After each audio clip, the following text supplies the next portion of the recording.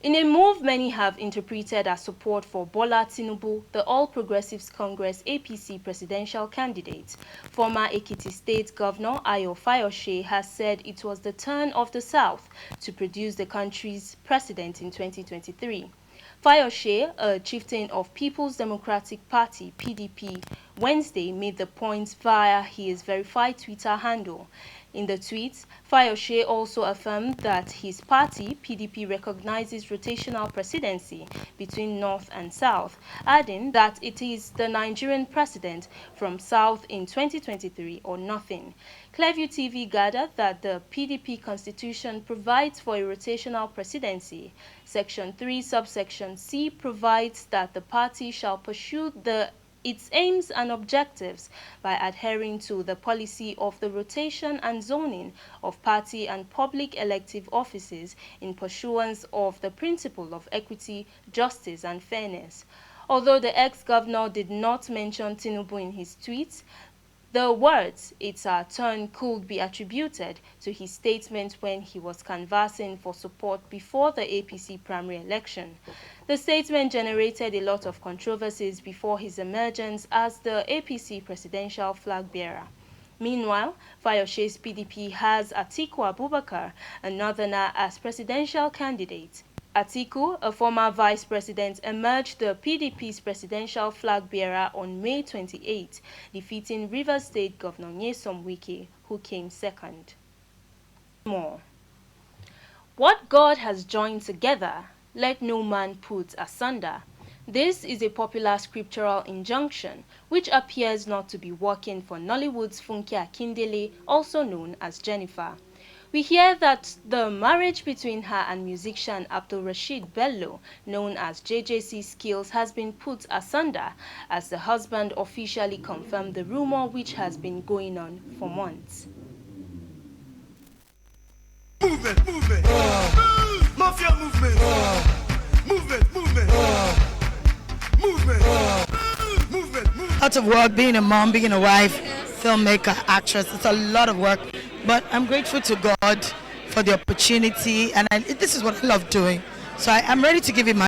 They were married for 6 years. The musician and filmmaker confirmed this on his verified Instagram handle, saying he is now separated from Funke Akindele as reconciliation moves to mend the cracks in their marriage have not been successful. In his post, Abdul Rashid Bello wrote, "Dear friends and family, I need to let you know that Funke and I have separated. While it lasted, we shared a lot of things together and have created 2 beautiful children.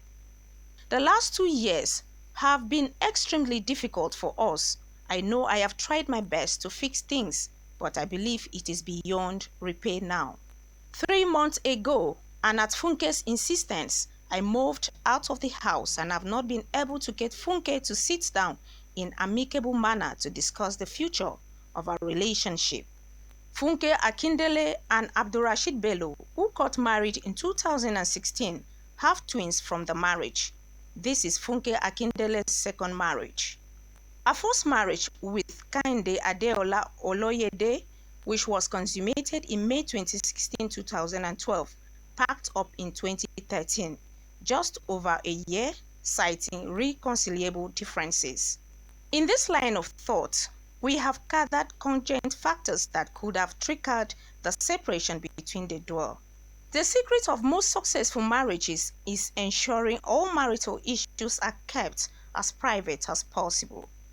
The same could not be said for Funke's marriage with her celebrity spouse, JJC. Even though it was obvious that the couple's marriage was enmeshed in troubles, they were making frantic efforts to manage the crisis in-house. But sadly, Funke's stepson, Benito, was always on ground to sabotage his stepmom. Don't forget, 3, they say, is always a crowd. Impossible reason which could have led to Funke's marriage breakup is the big issue: alleged infidelity. Recall that Funke's stepson Benito had on several occasions dragged his controversial stepmom on social media. Specifically, in an Instagram live video shared via his page on Friday, May 20, 2022, Benito revealed several shocking allegations of cheating on the part of the actress and his father, JJC Skills. The son had hinted to the public of his parents' impending dying marriage. Details shared by the couple's son suggested that JJC Skills and Funke were both cheating. They were both mutually complicit in infidelity, which led to a big fight. But JJC Skills dismissed reports of crisis-prone marriage as he extolled his wife, Funke, whose marriage to her husband has welcomed 2 sons. Falling in love with someone, so you're getting serious. Now me and Stone eternity. I swear, I can't wait to be the one providing for you. Lefty Stone 2020. Yay! Woman to woman, physical to physical. Martin no yet. If mama go choice, I be coconut head. Mama, I know the year word. Mama, I get big here. I be good. Imefonokon, reporting for Clearview Television. The Nigerian Union of Teachers (NUT) has called on the federal government to allocate 20% of the annual budget to the education sector to ensure quality education for all Nigerians. The union made the call on Wednesday in Abuja at a global response workshop on privatization and commercialization of education in Nigeria.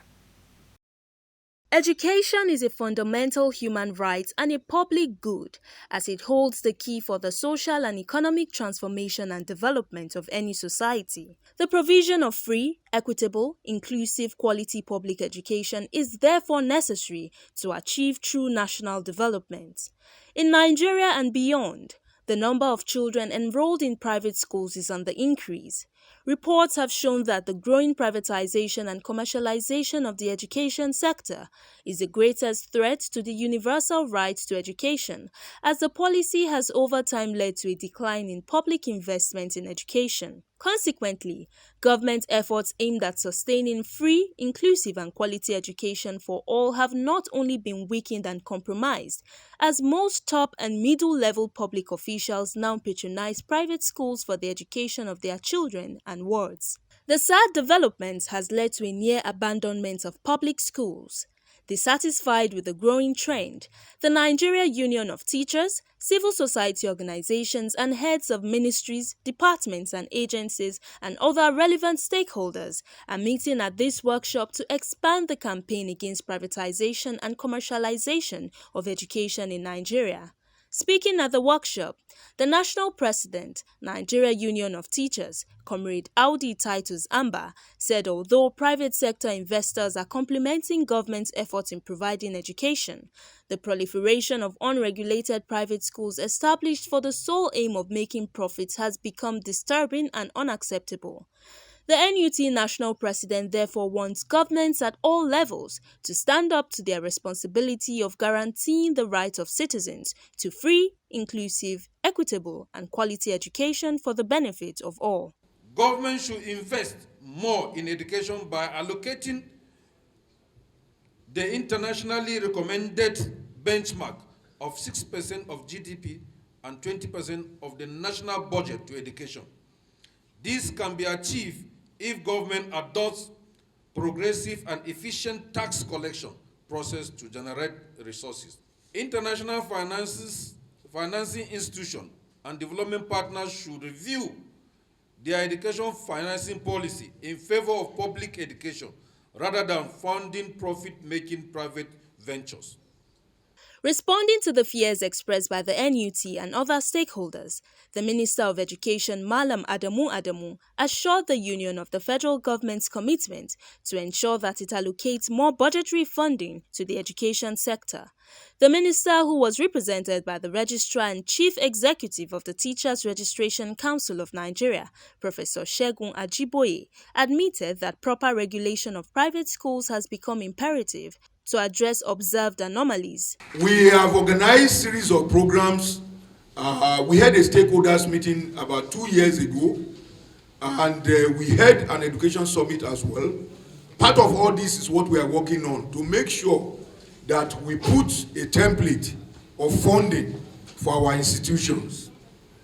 The Secretariat of the Nigerian Governors Forum understands that, and will partner with NUT to making sure that efforts are being made and reaching out to the governors to making sure that they understand the importance of sticking to funding and investing in public education in Nigeria. The workshop, which was organized by the NUT in partnership with Education International and Friedrich Ebert Stiftung, this time around drew participants from the 19 northern states and the Federal Capital Territory, FCT.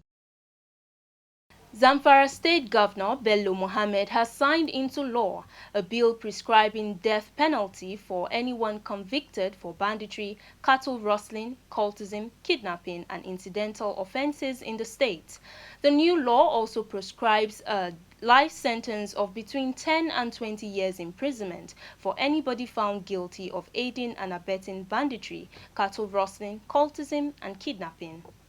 Those criticizing the Zamfara state government's decision to support people to bear firearms for self-defense should also take into consideration the scale of the problems the people are facing. Our move is particularly significant considering the fact that there is currently no part of the country that is not facing one form of insecurity or the other. Our conventional security forces are operating in various theaters ranging from southeast to southwest, northeast to north central, heroically battling with varying degrees of security challenges. They are not only overstretched but also lack enough modern equipment to prosecute counter-banditry and insurgency warfare effectively. Therefore, our move aims to complement the efforts of our forces with the ultimate goal of totally defeating the miscreants called bandits. The law I have just signed will serve as a legal instrument for prosecuting banditry-related offenders. The new law has provided that any person found guilty of banditry, kidnapping, cattle rustling, cultism, or being informant to the bandit is liable to the death penalty. Similarly, anyone found guilty of aiding and abetting the crime mentioned is liable to life imprisonment, or 20 years of imprisonment, or 10 years imprisonment, without an option of fine. Reacting to the signing of the bill into law, the chairman of the Committee on Prosecution of Banditry-Related Offences, Abdullahi Shinkafi, described the movement as a milestone in the administration of the state government's effort in the ongoing war against terrorism in the state. The issue of armed banditry or insecurity is not somebody who will take it to play politics with it, because armed bandits and the criminal element in the state doesn't know a member of APC or PDP, Christian or Muslim. So today is another historic day, and I assure the good people of Zamfara State we have a pending case under investigation of cultism, where a car dealer called Aminu Baba was caught on the act of cultism. So the law will take its course. If the police finish investigation under my watch as a chairman of prosecution of armed banditry-related issue, I'm not going to leave any stone unturned to make sure that anybody found wanting should face warrant of no order. The state governor, however, thanked the federal government and the state lawmakers for their support in the ongoing fight to rig out violent criminals in the state.